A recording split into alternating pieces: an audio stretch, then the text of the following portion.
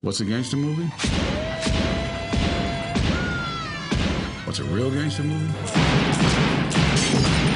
I don't care where you are, what it is. If you turn on cable and Goodfellas is on, you just never turn it off. You got money for that fucking commercial, yo. This is American pop cinema at its most powerful. Yeah. At its most raw, at its most visceral, at its most entertaining. Because it was unsentimental and unflinching and punched you right in the mouth. And it was relentless. It is virtuosic filmmaking. It'll take the top of your skull off. Wow. You are in the hands of a master. Enjoy the ride.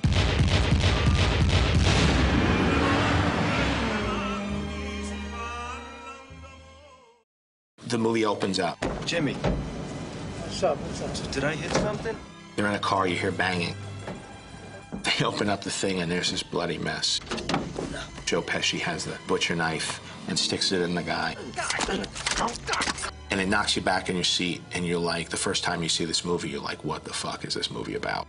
As far back as I can remember, I always wanted to be a gangster. I remember sitting behind these three 80-year-old women with gray hair, and I remember registering how violent the movie was at that point.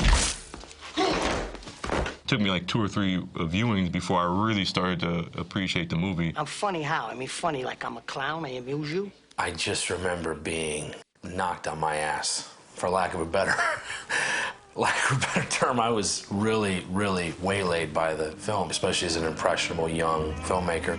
But I just remember staggering out of the theater, and I wasn't sure what I'd just seen. I just knew that it was extraordinary. Is it as good as Raging Bull is the question. Is it this? Is it that? I'm gonna take this, it's okay? Okay, yeah, Just need to pull it up. But it is the second time I saw it that I go, oh, not only is this better than Raging Bull, this is just a complete masterpiece. And you don't really notice a film masterpiece the first time you see it. You could be moved or you can see it, but you can't totally know it. It was a glorious time. The wise guys were all over the place. Goodfellas is a classic American gangster film because it is telling the tale of the rise and fall of a criminal in the Italian underworld. In the best sense of gangster film, you gotta follow the bad guys, man. You gotta make friends with the bad guys. A real gangster movie should send you away making you feel like you don't want to be a gangster. You know what? That's cool watching the movies. I don't want to live it. Fucking move. Make it easy. Don't move. Make it easy. Looks like fun. I don't want to be a gangster. Just give us the fucking money. Huh? I can't. It's not glorifying it in a way like, oh, they're making huge amounts of money living in mansions like Scarface Which was a great film. Which is a great film too. Or like The Godfathers, where it's almost like operatic, you know, it's bigger than life. This one was more down and dirty and on the street level, probably the way it really is. Any problems, he goes to Paulie. Trouble with the bill, he can go to Paulie. Trouble with the cops, deliveries, Tommy, he can call Paulie. Yeah, whenever you're doing a story of criminals and gangsters, you are vicariously living that lifestyle. People are always fascinated by the edge or something dark and criminal. And you'd be bullshitting people to say you're not having fun exploring that world. It was a classic story in that sense, though, of crime doesn't pay. And that's exactly how it ended. Bye-bye, dickhead. Martin Scorsese was an Italian-American who grew up around these people and added a humanity to them and a personal side and an affection. Look, go inside, make yourselves comfortable. I'll make you something to eat. Everyone's reactions seemed genuine and authentic and like, wow, this is how it would go down. The fuck you looking at? Come on, make that coffee to go, let's go. Hey, so come over, Joe.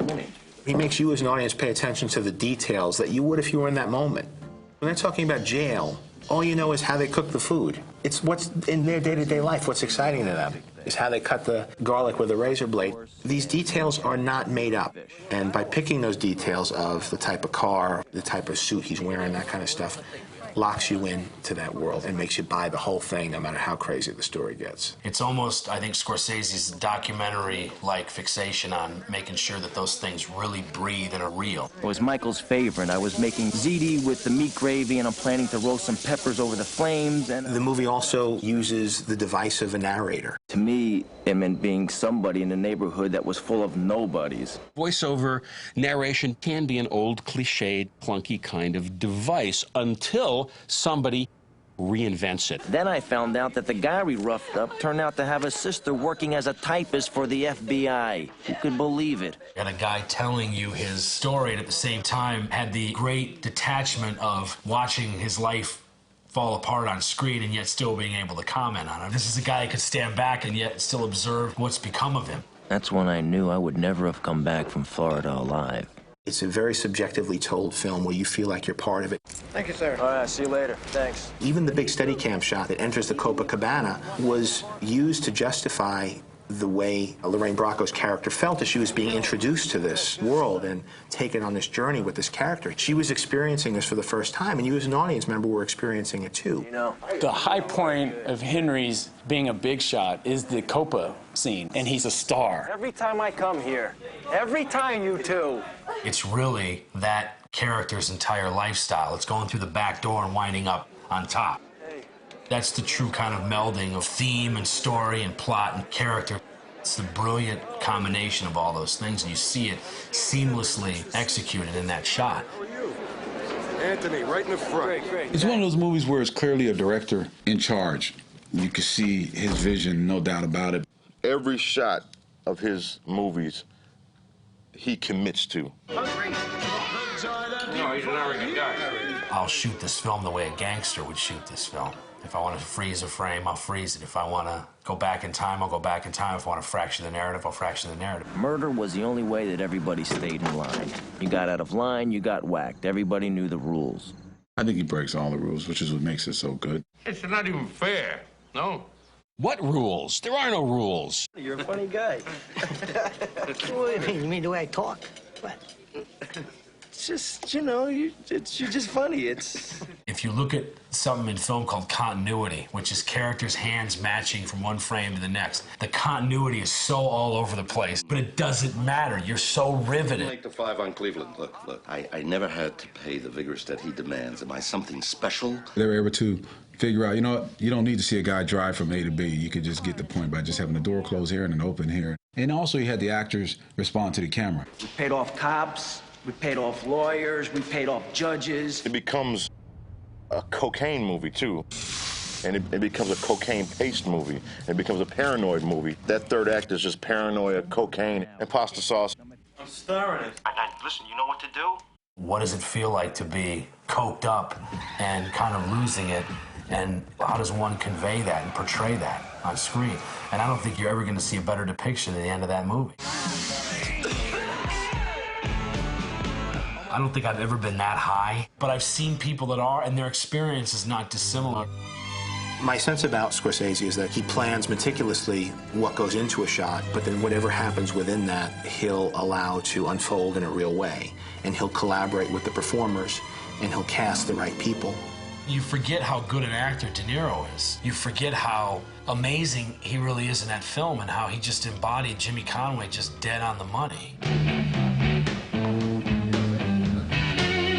It's a prime example of how De Niro uses no words to outact somebody, you know. He can be in a scene and just like, you know, you can feel his presence and know what he's thinking and know what he's about to do and know everything about him without him talking that much. De Niro's eyes are his greatest weapon in his acting arsenal. You know what I'm talking about. Yeah. Ray Liotta, who was more unknown at the time, was the best person for that part. Now take me to jail. Even I don't think De Niro or any other actor in the movie could have that kind of awestruck enthusiasm.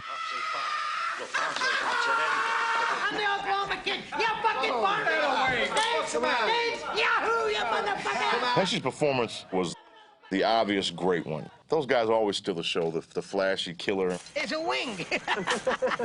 The reaction for black audiences, Joe Pesci was the star. It wasn't Ray Liotta. It wasn't, De Niro. Joe Pesci was the star. What Paulie and the organization does is offer protection for people who can't go to the cops. Paul Sorvino doesn't say anything for half the movie. And he doesn't play it mean. You don't see him scowling. If there was something I could do, don't you think I would do it? You know me, I would like to help you out. Most people would lean into that performance. He plays it very relaxed. I'll straighten this thing out. I know just what to say to her. He plays so against what you think the thing would be. The actors aren't acting, you know, with a capital A. They're behaving. They're acting real in that moment. And so you feel like you're watching some truth here. You can point to certain performances that look so effortless. Benny, what happened? We get straightened out?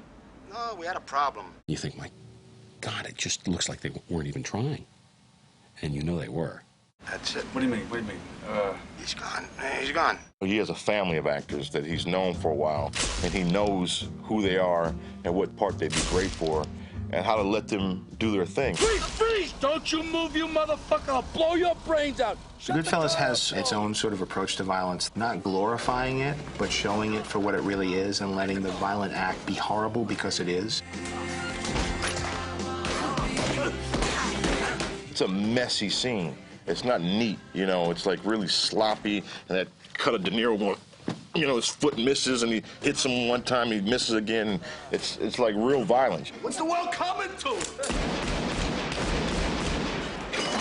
You're not safe in this film. You know, Henry's not safe in this film. Anytime you can create that level of dread, it's just seamless. Oh, no. I've always admired the realism of the violence, that it seems kind of hard-earned, if that's the right word. It's like, it's not gratuitous. There's never a time someone's getting killed that ultimately you don't know why.